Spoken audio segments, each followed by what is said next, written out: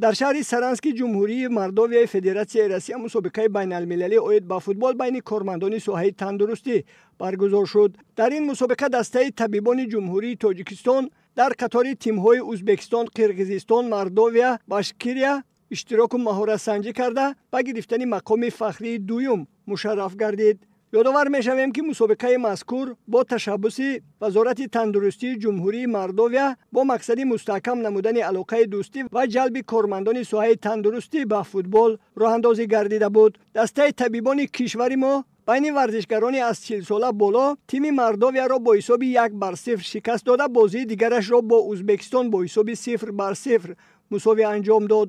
واخوری طبیبان تاجیکستان با دسته فدراسیای روسیه با حساب 3-0 به انجام رسید. در دیدار نهایی دسته طبیبان کشور ما با تیم طبیبان فدراسیای روسیه واخوری دایر نموده مغلوب گردیدند و به گرفتن مقام دوم مشرف شدند. در بین فوتبال بازان از 25 ساله بالا باشد تیم طبیبان تاجیکستان در واخوری برای دریافت مقام سوم مغلوب گردید.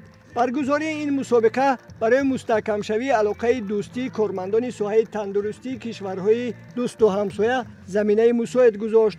مورد به ذکر است که محض نتیجه توجه حکومت جمهوری تاجیکستان به ورزش مخصوصاً به فوتبال است که امروز فوتبال در کشور ما رشد و نمو یافته. در برابر دسته های کسبی در تمام جماعت و محله ها و تشکیلات و مؤسسه ها دسته ها تأسیس یافتند و منتظم بین آنها مسابقه ها برگزار کرده می شود.